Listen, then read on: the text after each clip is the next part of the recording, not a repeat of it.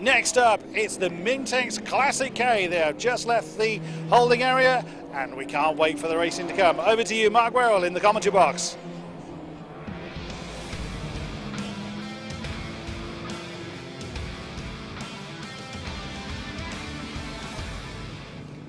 Thanks a lot. Yeah, so Mintex Classic K is next up. The cars making their way around the circuit already. These are cars that are still running in period specification, so they are FIA Appendix K, which means they are absolute period specification, even down to the fact that they have to run the Dunlop Historic cross-ply tyre as well, which means that the cars move around and slide around. Great to see. Let's give you the grid then. Sam Smith starts from pole position, and alongside is going to be Graham Ridgway. Row 2 of the grid, Alan Tice will start alongside regular TVR Tuscan racer Christian Douglas. The third row of the grid is Phil Bullen Brown lining up alongside Lyndon Griffin, who will start the number 42 car. As we head on to the next row of the grid, it is going to be Alan Ross Jones 171 alongside Alexander Hewitson.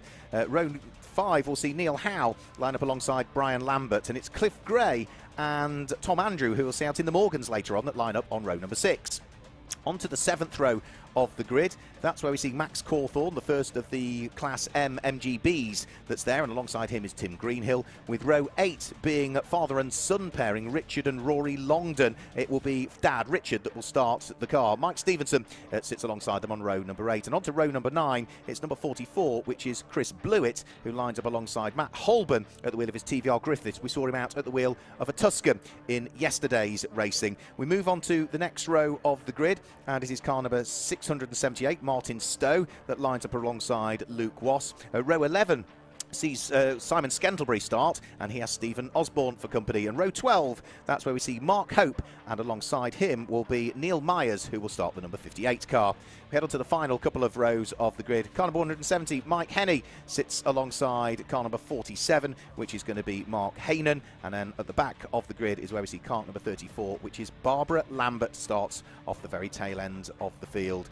So the class structures are based on engine capacity, so cars over 2.7 litres sit in Class B, those between 2 litre and 2.7 in Class C, 1600 to 2 litre sit in Class D, 1300 to 1600 in Class E, and so on and so on. All of the Marcos cars, though, and all of the Lotus Elans all sit in Class A in this one. They're all on the Dunlop Historic tyre. It's a 40-minute race.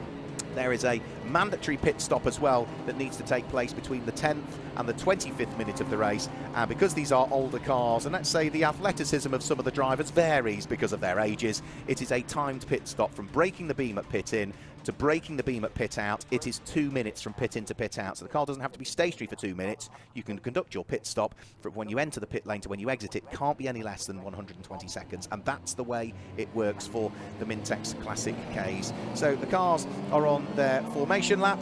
They are about to get the race underway, and we'll have to wait and see as to whether Sam Smith can carry the pace he had in qualifying through to the race. So the light blue Lotus Elan, Sam Smith sitting on pole position. The blue, but it's not quite as light blue, of Graham Ridgway that sits alongside on the outside of the front row of the grid. 40 minutes of Mintex Classic K get going here at Snetterton as they charge their way up towards Ritchie's for the first time. Sam Smith with his nose ahead of Graham Ridgway as they head up towards Ritchie's corner. Watch out for Alan Tice at the wheel of the Marcos as he slots through there in 3rd position. Christian Douglas hangs on to 4th place. It's not a bad start from the Austin Healey 3 litre, the big Healey of Alexander Hewitson. He was able to get the grunt down when the lights went out, but of course that car's quick in a straight line, but it's heavier than the rest, and therefore through the twiddly parts it's not quite as easy. But everybody's safely through the first corner, and it's nice, Chris, that we see this fantastic mixture of cars that all running to period specification. And I like the fact that you do see them move around on this tyre. Absolutely. The one thing I've always enjoyed about the in particular is just the diversity you get. Lotus, Jaguar, TVR, Reliance, Triumph, etc. And also a huge range in engine sizes. You've got the 2 smaller Elans on the front row right next to a TVR Griffith being piloted by Christian Douglas. He's only had that car 2 weeks, amazingly, because the Tuscan that he previously had, unfortunately he had a big accident with it in Knock Hill last season and is needing a complete rebuild. So he got hold of the Griffith 2 weeks ago, incredibly. I actually thought that was Jamie Booth's car. It's not at all. It's same colour, but not the exact same car. So currently it's the way of the Elans at the moment. Yeah, so the Lotus Elans always go well in the Mintex Classic K. A big moment. That was Neil Myers, I think, that just lost the tail end of his Elan heading round through Williams and just avoided the tyre stack that was on the apex of the corner. So a full 360 from Neil Myers. Just sort of lost the back end of the car there. Seemed to step away from him, and once it was no longer under his spell, he couldn't quite catch it. And as the car sort of speared towards the apex of the corner, thankfully it just avoided the tyre stack that was there. So he will continue, but that would have dropped him a few places. That is absolutely for sure. The other thing I like about this series as well is that it sort of does sort of recreate the period racing, doesn't it, of some of the more nimble cars fighting away. Alan Tice is on the edge of Adhesion, I would say. They're heading in towards Murray's. Enthusiastic, I think, is another way to describe it. But in fairness, Alan Tice really knows how to chuck that car around. We saw Alan yesterday out in the Fiesta, and equally last year we saw that same Marcos chasing the aforementioned Jamie Boots 4.7 litre Griffith, as well as a 6 litre Cobra, and right on their tail is that 1.9 litre Marcos. Absolutely incredible stuff. But yeah, Alan Tice really wrestling his car very well. We're seeing on stream the number 31, that's Alex Hewitson in the Austin Healey 3000 Mark II. That is right on the tail end of the 42 car. That's Lyndon Griffin at pilot someone. He'll be handing over to Nigel Adams during their particular pit stop. But yeah, so far so good. No major casualties so far in the race. Yeah, no, so they've all been just treading gingerly as the race begins to settle down now. We're just having a look at a great fight that's going on. When you've got Austin Healey's mixed up with Ginettas, mixed up with Minis and MGBs, it really is a busy part of the track, and that's exactly what's heading in towards Agostini at the moment. You've got that fantastic big Healey being wrestled round the circuit by Alexander Hewitson. Just ahead of him is going to be Lyndon Griffin, isn't it? The number 42 Lotus Elan that's ahead of him. So this is sort of 5th, 6th, 7th, 8th, 9th all together, all busy squabbling away as they head out of Agostini up towards the left-hand kink at Hamilton. Also involved in that little squabble is going to be Alan Ross Jones in the Lotus Cortina, and Phil Bullen-Brown at the wheel of his little Mini as well, which, as ever in typical Mini fashion, is cocking that inside wheel, isn't it, as it goes round through the corner. Well, every single corner that goes round, it's on 3 wheels, not 4. Yep, full tripod mode going on in the Mini. And generally with Minis, they chuck the nose in and boot it to get the car back out of the corner going. I loved how much angle that Alan Ross Jones was putting in coming through Palmer's. Lots of sliding going on in that Cortina. There in the back of that particular train, you can see the Ginetta. There is the 420 car. That's Neil Howe. We saw Julian Howe out earlier on. There is Neil Howe in the Triumph being chased by...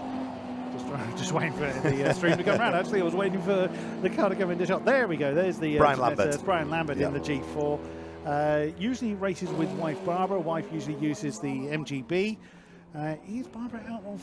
But Barbara's out there. She started off the back of the grid, Barbara. I mean, Brian's been a long time MGB racer. Locked wheel. It's the inside wheel. It was unloaded from Alexander Hewitson as he tried to anchor up the Austin Healey 3 litre coming over the start-finish line. We also need to keep an eye on what's going on through Ritchie's corner for the battle for 2nd and 3rd place as well, because Graham Ridgway is getting to the stage where he's needing to stick his elbows out a little bit, because ever closing in Alan Tice at the wheel of the Volvo-engined Marcos as they turn their way through the right-hander at Wilson and start to stretch their legs a little bit up towards Palmer. Now, these two cars fighting over 2nd and 3rd are actually now 5 seconds adrift of our pole sitter and current race leader, Sam Smith, who at the wheel of his little number 85 Lotus Elan is disappearing ever more up the road. We're talking about cocking wheels, aren't we? The Mini's cocking the inside rear wheel round the corners. You notice on Alan Tice's Marcus, it's the inside front wheel that's off the ground on some of the corners. Well, he likes to do things differently. He's not one for stick to conformity. Yeah, and there you go. The front left wheel wiggling away, coming through Agostini. Yeah, I had a lovely chat with Alan when he came out of the Fiesta he shared with his daughter Catherine Henderson yesterday in the tin tops, and he still calls this his main car. This is what him and Chris Connolly have raced for many years, and to great success as well. Still chasing the Lotus Elan GTS of Graham Ridgway, the number 54 car, as they now head through Williams and onto the Bentley Straight. It's amazing to think, again, as I mentioned earlier, it's such a small engine, comparatively speaking at least, in the Marcos, yet it can still put the pace in. You can see at the top of the screen that big gaggle of cars still arguing for their particular spot. And there you go, there's a lovely, great promotional shot there. Elan, Marcos, TVR Griffith, absolutely wonderful stuff. Yeah, we used to have a motor industry, didn't we, in the UK? What happened there? Right, the rest is history. Let's not talk about that. Yeah, the Marcos, it was always a quick car. It was, very dead yesterday when he was talking to you. Nose like the back of his hand. I'm afraid Neil Myers is out of the race. He had the spin earlier on coming out of Williams, but it looks as though Mike Flewitt is not going to take the opportunity to be able to get behind the wheel of that number 58 car, but he's pulled it off on the way in towards Agostini, that is, where he's perfectly well. It's a good chassis that's on it as well. It is a wooden chassis, that Marcus, and clearly no woodworm in it, otherwise it wouldn't conk that inside wheel, would it? I love that Phil Bullen-Brown, full four-wheel drifting, getting around the Austin Healey. But that's how you race those minis, isn't it? It's just slidey ways all the way through the corner. This is what sports car racing was about in the 1960s. The Mini, very, very quick through the corners, hardly has to slow down, but it loses out on power, not just to the Austin Healey, but also to the Triumph TR4 with its 2.2 litre straight six engine in the hands of Neil Howe that sits behind. But come the next corner, the Mini's going to come barreling back up the inside and take the places back again. Those real David and Goliath battles that we always had. Absolutely, yeah. The mighty Mini, no matter who's piling, and there it is again. It's just it surprises so many people because it can brake so late. Well, when it actually bothers to brake, it just chucks the nose in and boots it generally. There's Phil Bullen-Brown. There's that tripod mode going on again. The rear wheel wiggling away. And again, there's almost the inside wheel of Brian Lambert's car there trying to do the same thing.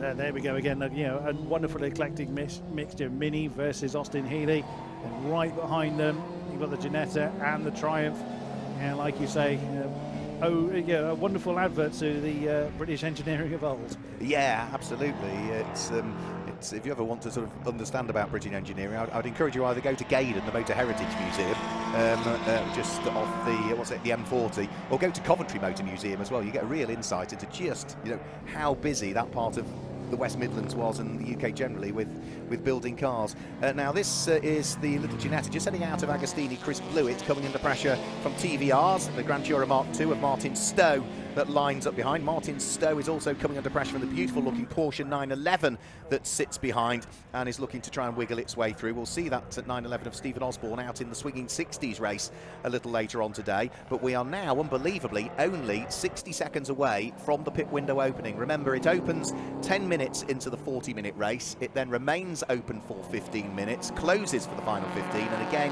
as we've seen in the Future Classics, every single driver, whether you share the car or not, you have to come into the pit lane, and from pit in to pit out, you have to remain in that pit lane area for 2 minutes before you can rejoin the race. Yeah, absolutely. The Cortina fending off the advances of the Blewett Ginetta.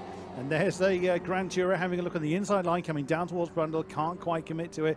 And I think, the bigger car may have a bit more power, but it is that much heavier and much more difficult to slow down. There's that.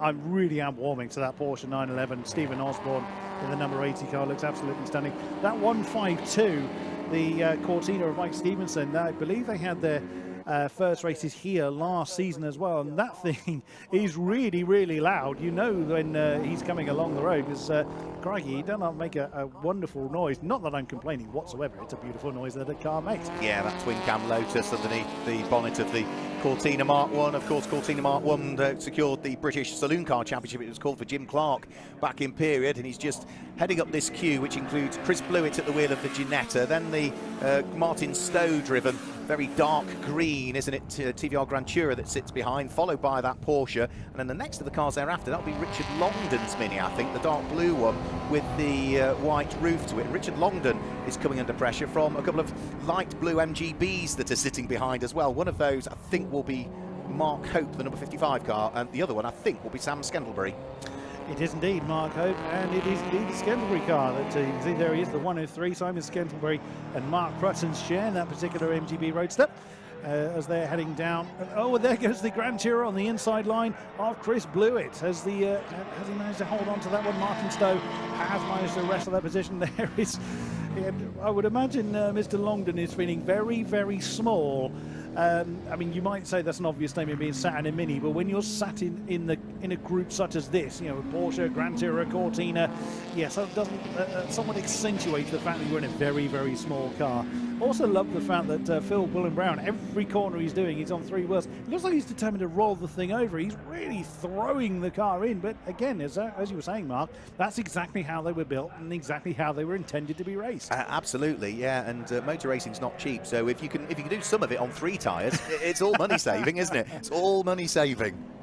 Yeah, absolutely. You can't blame them. It's, you know, it's like occasionally when you lose a mirror or lose a light, it's weight saving. Yeah, there's always positives to be had out of negative. But no, absolutely. It's the way, you know, you've got to a Mark 1 Mini. You've got to wring its neck. You've got to absolutely throw the car into the corner. Get the tail end, you know, almost steer it from the rear if you can, because get the rear just unsettled and bouncing, and just keep your foot planted. It's, you know, an art, and it's wonderful to see them driven so enthusiastically, but absolutely on their limits, considering that, you know, the value of some of these cars and the time and effort put into the preparation of them is absolutely stunning. So it's a great battle to see as they thread their way out of the bomb hole and up towards Coram. They'll be about to conclude their 5th lap, this little pack that's coming up towards the braking area for Murray's at the moment, with the TVR Gran Turismo now leading the squabble that goes on behind it.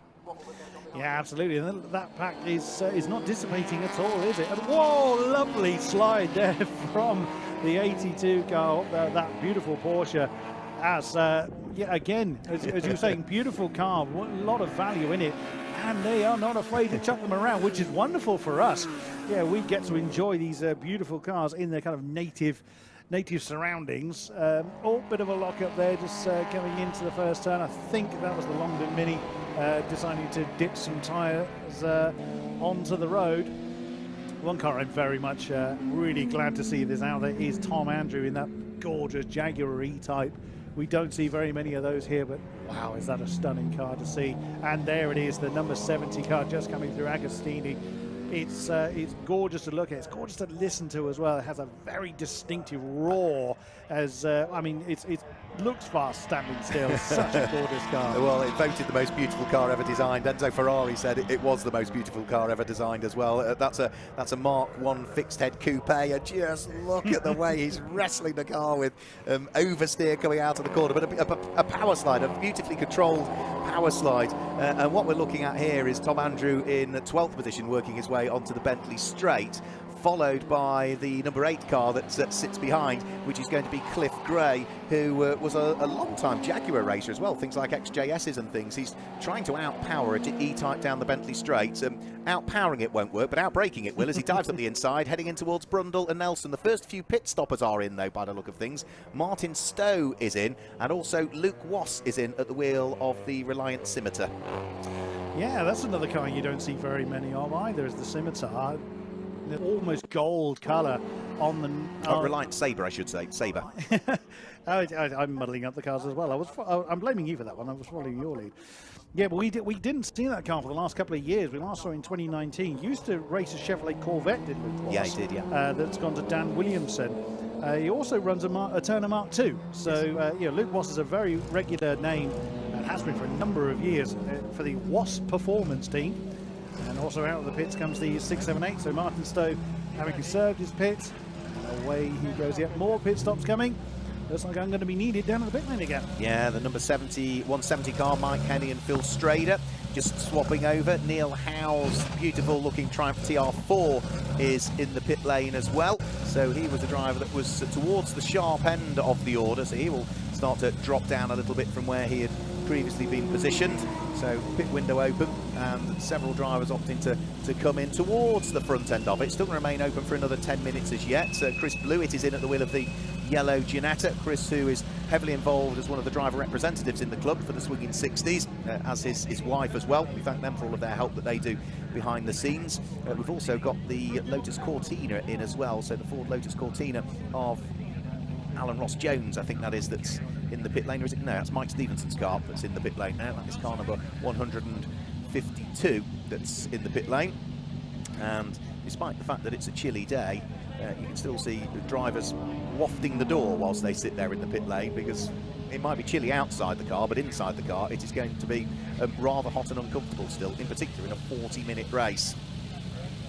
So So pit stops continuing for those. No such pit stop as yet, though, for our race leader, which is Sam Smith, who last time through set the fastest lap of the race with a 2-minute 15.246, 2-minute 15.246. Matt Holborn in his TVR Tuscan is in the, I said TVR Tuscan, what I meant to say for Matt Holborn in his TVR Griffith. It was the Tuscan yesterday for him, it's the Griff today that he's got. He is in the pit lane as well.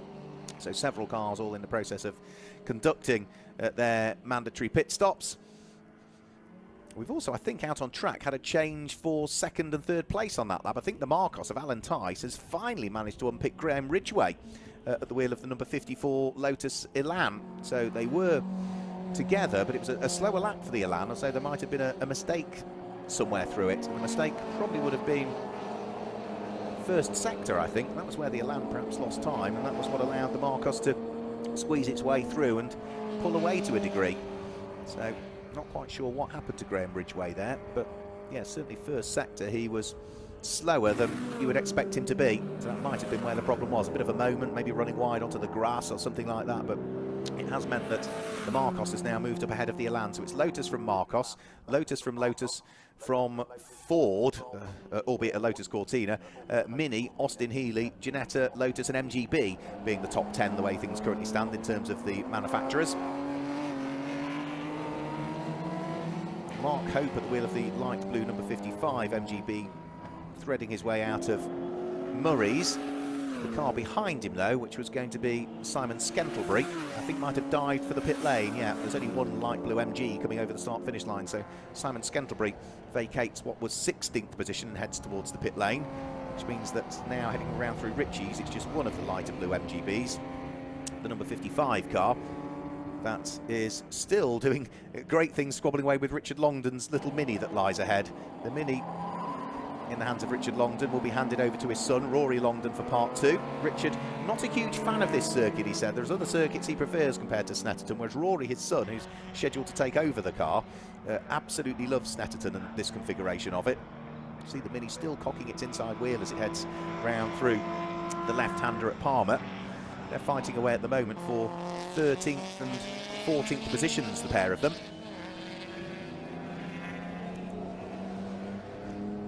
Other cars still in the process of sorting out pit stops. I think we've seen number 177 Christian Douglas into the pit lane that time through, so he will rejoin the circuit in something like 15th position at the wheel of the 177 car.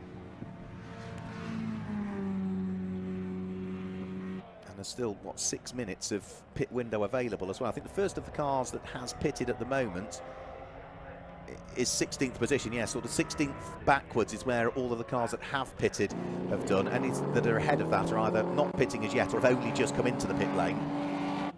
So the order's going to shuffle its way up, and this, I think, Neil Howe is the leading car that has pitted at the moment, the Triumph TR4. So Neil was running towards the sharp end inside the top 6 before he pitted. So he is looking to try and thread his way back up through the order. A locked brake on the run in towards Wilson, showing that he's trying already as hard as he possibly can. He's on an out lap at the moment, Neil. I think he's only just completed his pit stop as he heads round through the left-hander at Palmer.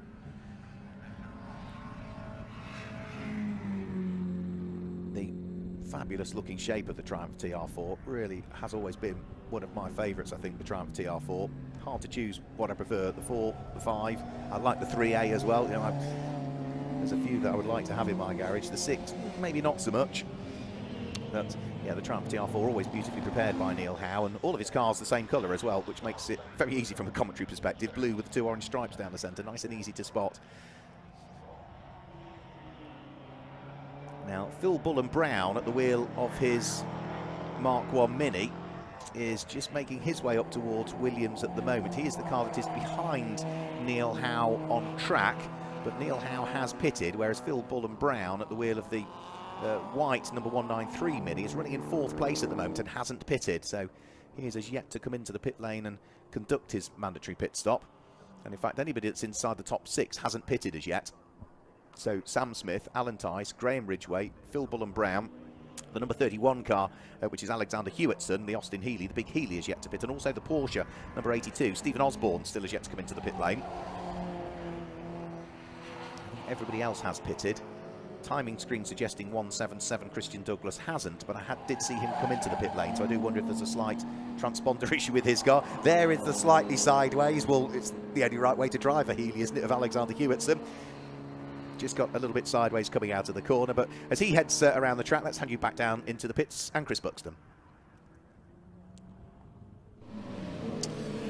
Yes, I'm down here in the pit lane again. I have one half of the piloting pair of the 103 MGB. It's Simon Scouterbury. Hello, Simon. Hello. How's the car behaving itself? Really, really well, yeah. We've been keeping up with Mark Hope there in the other B. He was a bit quicker than us he's a bit quicker than me, so I managed to keep on his tail, learn a few extra lines, you know, so it's going well. And Mark Protton, who's out now, a little bit quicker than me, so it's all going well at the moment. So far, so good. I mean, again, you've been a driver pair for quite some time now, and you've had that car for a period of time, haven't you? Yeah, that's right, absolutely. Yeah, I had my own B. I got rid of that, and I share with Mark Protton now. He's a multiple Cockshoot Cup winner, so he's a good partner to have because he's a little bit quicker than me, so it keeps me honest and improves me, you know. So yeah, we've been together for 7 or 8 years now. Yeah. Excellent stuff. The partnership's going well for you. Any particular aspirations on where you want to finish today? Third in class would do us just fine. First race of the season, we're both a bit rusty, so, you know, or a finish would be good, because old cars, you never know, do you?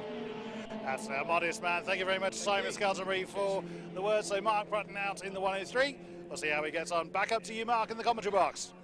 Thanks a lot. Yeah, so we've got, 2 minutes remaining before the pit window closes. So Alan Tice at the wheel of the Marcos needs to get the hurry up and get into the pit lane shortly because the pit window will close. And also the same can be said for car number 31, which is Alexander Hewitson in the big Healy, because he has not pitted yet either. We have had the race leader in though, so Sam Smith at the wheel of the number 85 Lotus Elan is in the pit lane. He is almost underneath my commentary position, right the way towards pit lane exit.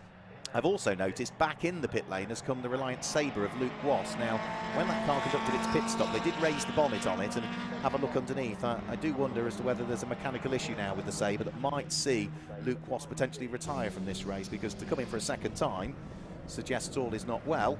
He is rolling his way back down pit lane, but I think he's going to head into the paddock area. Yeah, he's not rejoining the circuit, so that is a car that we are heading in towards retirement, I'm afraid.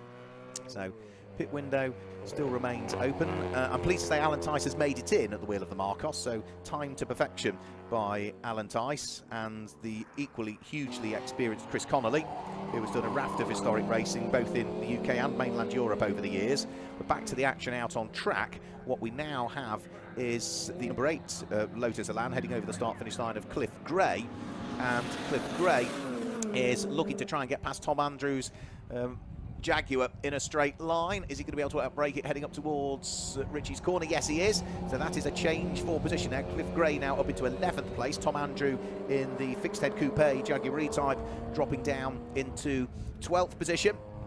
So those two cars squabbling for position. We'll pick up on some of the other battles that are going on as well, because I think Cliff Gray, now he's got past the big Jag, should be able to disappear up the road a little bit more. Cliff Gray qualified 11th quickest, Tom Andrew with 12th quickest. Their relative lap times are only 0.3 of a second adrift though in qualifying, so they were evenly matched in qualifying. They're pretty evenly matched in the race as well, aren't they?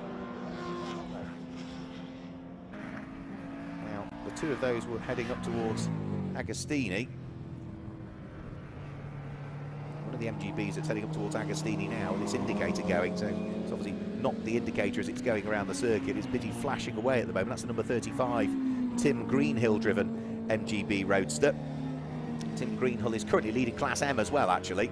So Class M is for the MGBs. All the MGBs sit in the class, and a big Larry spin, I'm afraid to say. That's for the Jaguar E-Type. Came out of Hamilton, lost the tail end of the big Jag, did Tom Andrew. It skittered across to the inside of the circuit, the left-hand side, and onto the grass, but thankfully that's a nice wide expanse of grass there that it simply spun onto. So fire the engine back up, get going again for Tim Andrew.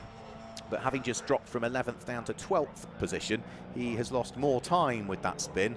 Now, could he have lost another position as well? Yes, quite possibly, you know, because the Tim Greenhill MG is now ahead of it, yeah, as they head down the Bentley Straight. So the yellow MGB has also now got ahead of the Jaguar E-Type following its spin. So Tim Greenhill heading in towards Brundle, and Nelson still with that right-hand indicator flashing away. Effortlessly he was able to gain a further place because of the spinning Jaguar. So we'll go back down into the pit lane. Chris Buxton has got some more news. Back down to the pit lane, I've managed to coerce Alan Tyson to speak to me twice in the same weekend, this time in what you call your main car. How's the Marcos behaving itself? It's behaved very well, thank you, very well indeed. We started third, and luckily, because Leland decided to try some grass track, we're up to second, and the car's going very, very well. Now, you had a wonderful battle with Jamie Boots Griffith and a Cobra last year, and you hung on to the back of them incredibly well. I mean, considering the engine size difference between yourselves and also yours being a 1.9, do you have to adjust your driving style differently when you're up against the bigger engines, or just a case of running your own race? Not really. You know perfectly well that they've got all the power on the straight. They've got all the horses there. So at the end of the day, we're just quicker through the corners, and you just have to be as brave as you can going into the corners. But the Cobra's always got more power than we have. So are we looking forward to seeing you and Chris on the podium? Who knows? It's up to Chris now. I've got him there. Knowing Chris, he'll keep it, provided the land doesn't come back. Always a pleasure to talk to you, Alan Tice. Thank you very much. So the Marcos in very good hands. Started well by Alan Tice, and now Chris Connolly continues the way. Back up to you, Mark, in the commentary box. Thanks, Chris. Yep, so we've now got, 12 and a half minutes to go. The pit window has closed, and everybody is showing as having had a pit stop, barring Christian Douglas's TVR Griffith, the car number 177. But I did see that car come out of pit lane, so I think that's just a transponder issue with his car. I do believe he has pitted, because I certainly remember more than anything the noise of the car as it accelerated its way out of the pit lane, the 4.7 litre number 177 TVR Griffith. So I think that's all the pit stops now done and dusted. No late stoppers that we need to worry about. The squabbles out on track still continue as well, because Stephen Osborne's Porsche is in 16th position as it heads out of Agostini, but looming rather large in his mirrors is the TVR Grand Tourer Mark III. That's a really dark green car of Martin Stowe. So those two are fighting for position. They are in separate classes.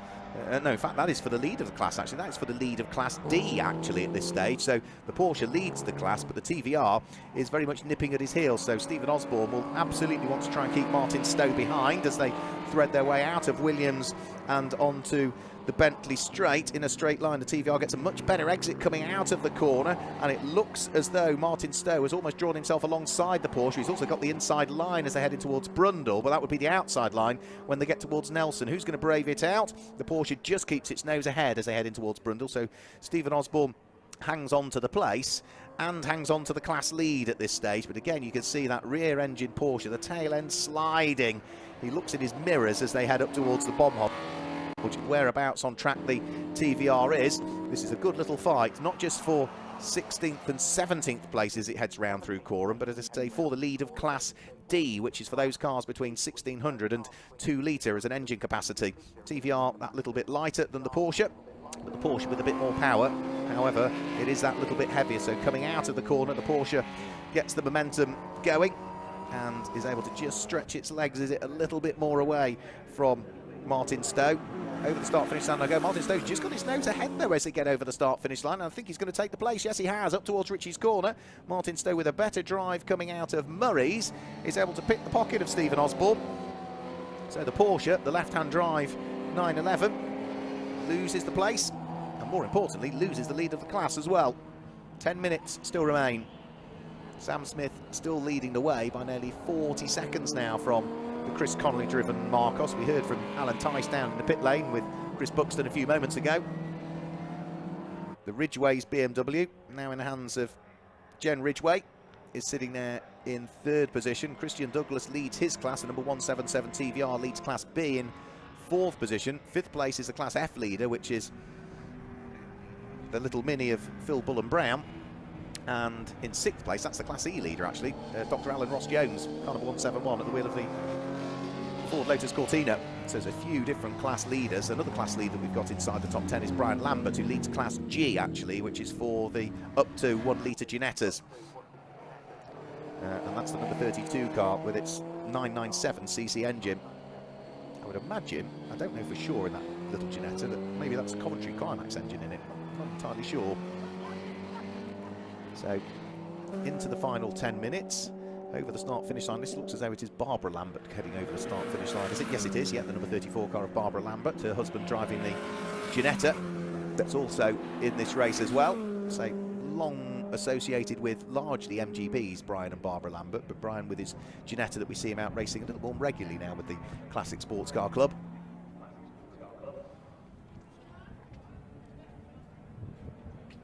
Now another battle that we still need to keep an eye on is what's going on between TVR and Porsche, because they were together heading over the start-finish line. Up towards Ritchie's goes a good little busy fight as well. The yellow MGB is Tim Greenhill, who was leading his class last time we looked and still continues to lead his class. He's got Sam Smith, the race leader, looking to thread his way by. So the number 85 car of Sam Smith dives past the yellow MGB. He's also going to sneak up the inside of Matt Holborn's Griffith 200 as well. Where's Matt Holborn in this race at this stage? He is now down in 13th position, the number 155 TVR, and running third in his class actually. And Matt Holborn will have just overtaken that yellow MGB of Tim Greenhill, so that would have been for position when the TVR went past the MGB. So that's another little fight that's been going on. Phil Bullen-Brown at the wheel of his Mini heading round through the bomb hole and up towards Coram. Oh, hugely sideways heading out of the bomb hole. The tail end of the Mini was at all sorts of angles coming out of the bomb hole as it was on the very edge of adhesion, dancing around and almost punishing the Dunlop historic tyres that all of these cars have to run on. But he's pushing hard at the wheel of that 1300cc Mini that runs not just in 5th place but leads the class as well. Actually leads class F for cars between 1 litre and 1.3 litres. So 7 minutes to go. Lotus from Marcos, from Lotus from TVR, from Mini from Ford Lotus Cortina, Austin Healey, Lotus Ginetta and Triumph for the top 10 currently. But our race leader, Sam Smith, heads through Shot and in towards Brundle and Nelson. And as for Tim Greenhill at the wheel of his yellow MGB, now that he's lost out to Matt Holborn's TVR Griffith, the next car that's going to gang up on is going to be the Jaguar E-Type actually, and again that would be for position. So Tim Greenhill in the yellow MGB has dropped from 12th to 13th, but now 13th is in danger and he could be demoted down into 14th place if the Jag E-Type is able to squeeze its way through. Remember that Jag E-Type is still in the process of recovering, Tom Andrew, following his spin at Hamilton a few laps ago, and that was where Tim Greenhill was able to go through and ahead to take that place because the Jag had a rotation and was in the process of trying to recover from the spin at the time. 6 minutes remaining. Sam Smith, our race leader, over the start-finish line. Here comes the yellow MGB now to complete the lap in hands of Tim Greenhill, and right behind him is the Jaguar E-Type. So that, again, as we say, will be for position, and Tim Greenhill has got a bit of traffic to deal with as well. He's bottled up behind Barbara Lambert's similar-looking MGB as they head round through Ritchie's. So he goes around the outside of Barbara Lambert at Ritchie's corner because he knows that he can't be held up here. He's got a Jaguar E-Type breathing down his neck, which is not going to be able to outbrake him heading in towards the Wilson hairpin because the lighter MGB will break that little bit later. But equally, the Jag's got more grunts, hasn't it?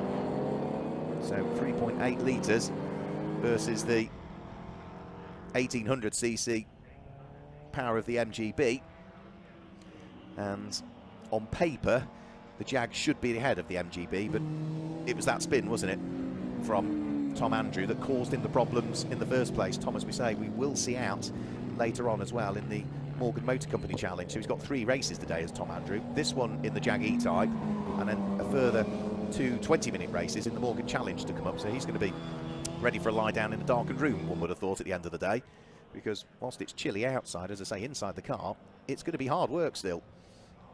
No power steering, no ABS of course, manual gearboxes, a warm day, lots of glass, a warm race engine and a very sideways Jaguar as well as he heads out of Oggie's, the tail end of the Jag flicking around again.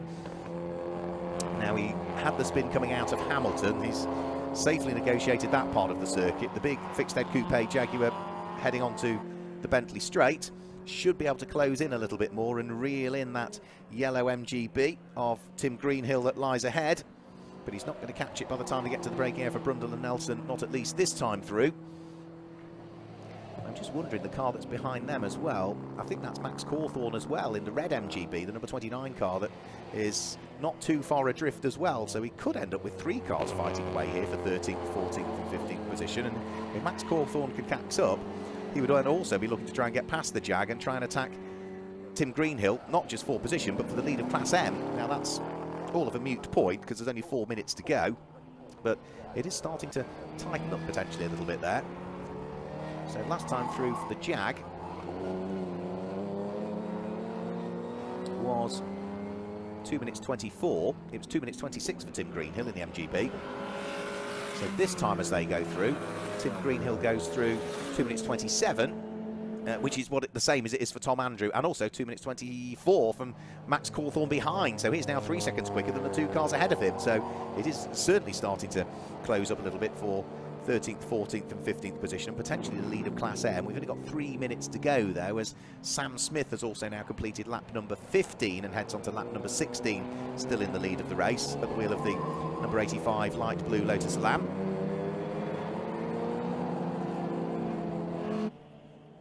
Now, at this equivalent race meeting last year, it was a driver pairing that aren't with us this weekend in their Shelby Cobra, Allington Thompson, that claimed the win. Alan Tyson, Chris Connolly though finished second last year, and well, that's exactly where they are in this race as well, in second position.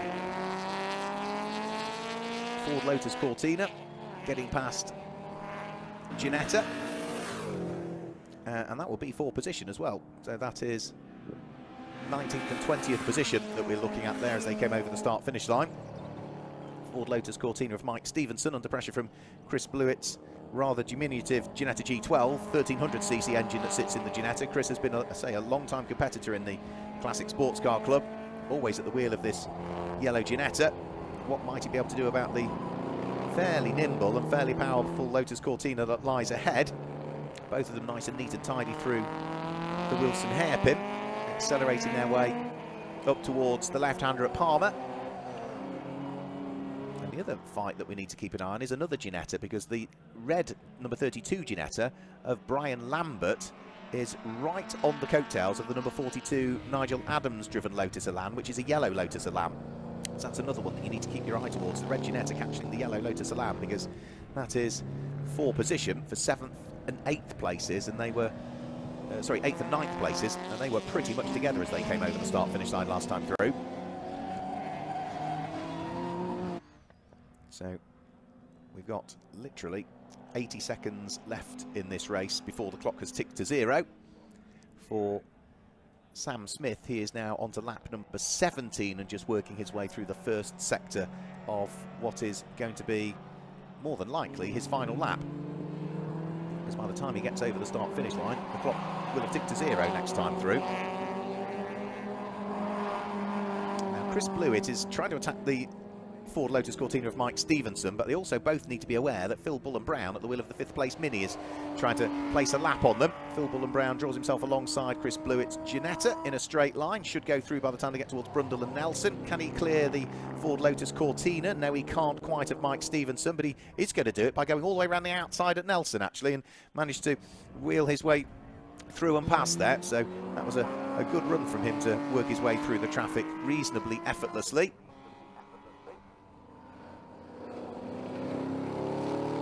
Sam Smith, it's been an impressive performance for Sam, and he is going to have almost dominated this race rather. Chris Blewett is in the middle of a Lotus Cortina sandwich at the moment. He's getting ganged up on, I'm afraid to say. So he has got a Lotus Cortina ahead of him. He's now got a Lotus Cortina behind him, which is Alan Ross Jones trying to lap him as well. But he will, I'm sure, let the quicker Lotus Cortina go through.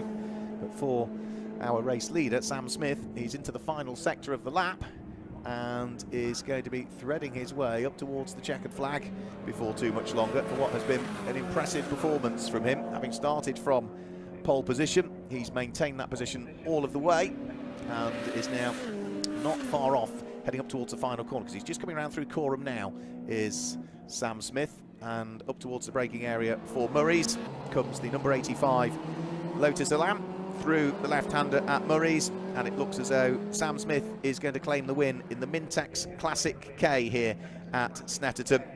Not quite a lights the flag victory, of course, because of the pit stop window, but arguably, had it not have been for pitting at a different stage, it would have been a lights the flag victory, and a dominant one as well. So Sam Smith comes through to claim the win. It's going to be quite some time before we see the second place car come through, which is scheduled to be Alan Tyson, Chris Connolly, that will finish second in their Marcos, as they did at this equivalent race meeting last year when they finished in second position. Through goes 155 to take the checkered flag. That's Matt Holborn at the wheel of his TVR Griffith. He will be scheduled to finish in 12th position. Through and over the start-finish line there for the lead of Class M as well, just going through. Tim Greenhill did hang on to the lead of Class M and finished in 13th place overall, but Max Cawthorne at the wheel of that red MGB was closing and had been closing significantly towards the end. There was only half a second separating those two in the end, so it did end up being quite close for the lead of Class M.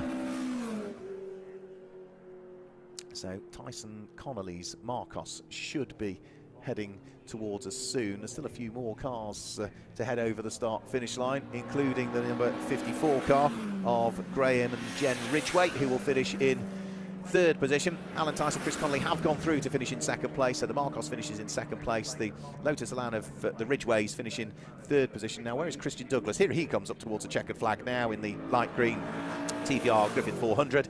He finishes in fourth place.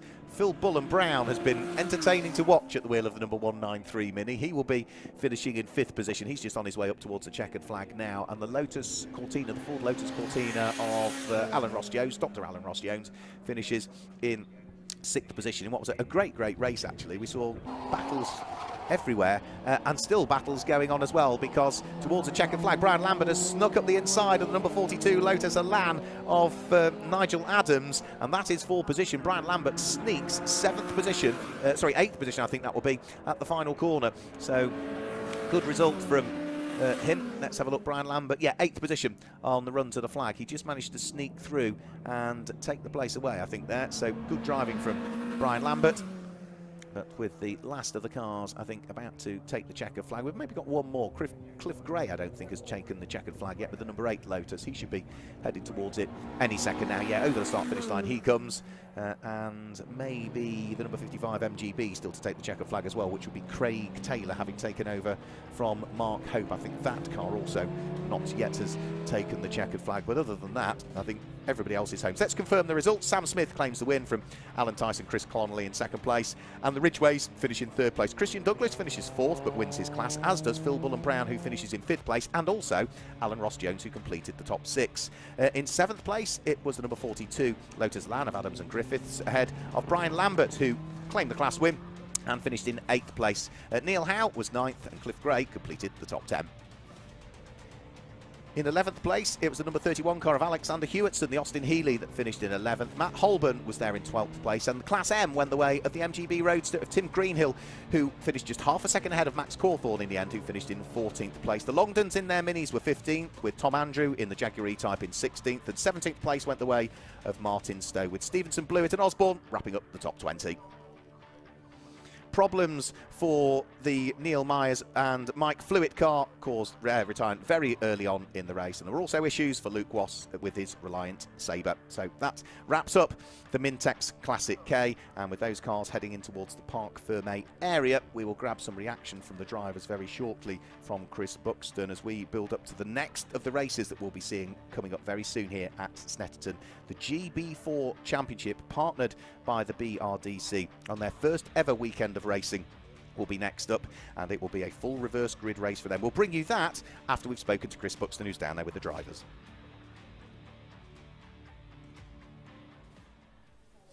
Down here at Winner's Circle, we have got our top 3, starting with number 85, Sam Smith from MX5 to Lotus Elan.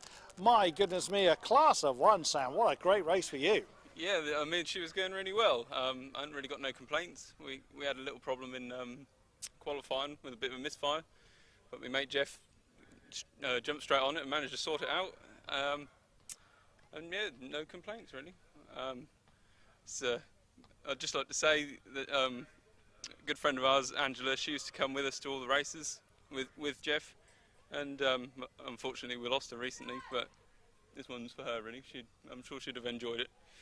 Racing in memory is fair play to you. So will we be seeing the number 85 for the rest of the year? We hope so. Yeah, we've got plans to. I don't think there's nothing till June or July time, is there? We ain't going to Thruxton, I don't think, but yeah. We look forward to when we see you, and of course the pink MX-5 that we saw you in earlier. Thank you very much, Sam. Great race, and again, condolences for the loss, but fair play to honouring the memory. Well done.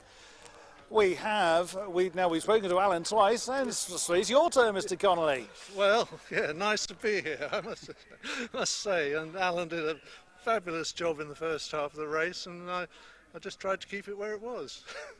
And that you certainly did. Now, you two have been piloting this car for quite a few years, and it's still doing you absolutely strong. So, what were your thoughts? Were you thinking it was going to be podium spots this time? I was hopeful. We're always hopeful, you know, but a couple of pensioners, we're doing the best we can. You're showing the youth how it's done, I think it's fair to say. And will we be seeing you for the rest of the year? Well, when it's Alan's car, so he decides where we go, and hopefully we'll be out several times, yeah. We very much look forward to seeing you. Thank you very much, Chris Connolly. Second half of the number 19 pairing. And we've got also our third place finishers. We have both of them. We have got Graham and Jen Ridgway. Well, welcome to the club. Glad to have you along. So Graham, first of all, so you started with the car. Yep. Is your first outing with the club? It's first outing with the club, yeah. Been out a couple of times in this car last year, but not a huge amount. So delightful to be out and to get to the end and have a good finish. My goodness, and bringing it home in third position. What incredible consistent pace. Was it just hope to finish, or were you looking to finish strong? A bit of both, really. You kind of think, yeah, we're just here to finish. First race, we'll get it done. And I think, oh, okay, the car's going well and we're going well, so maybe there's something there. So it was good, and I might have had second if I hadn't had a little bit of a grassy moment. Yeah, you were good enough to confess to us. So you could have spun any line there, and none of us would have been any the wiser. Yeah. And Jen Ridgway showing the boys how it's done. What a marvellous race! Welcome to the club, first of all. Thank you very much. A stunning effort. Bravo. Yeah, it was really good fun. A bit hot and a bit sweaty. So. Well, that's the thing. A lot of people that from the outside, obviously, it's really, really cold out here. But everyone we've spoken to has generally come out rather red-faced because in the car, I mean, kind of just briefly describe it. It gets very warm in there, doesn't it? Yeah, and I was watching the first half of the race as well, and the cars, especially the 60s cars out there, look so serene, like everyone's having a nice time, and I'm in the car frantically making everything happen in time and sometimes missing. So yeah, it's very funny. And still here in third, great stuff. Will we be seeing you both for the rest of the year? You will see us on quite a few occasions, yes. Not entirely sure which ones yet, but we'll be here quite a lot. So we're very much looking forward to seeing you. Thank you very much, Graham and Jen Ridgway. Great performance, and we look forward to seeing you again. That is the Mintex Classic A done with. Now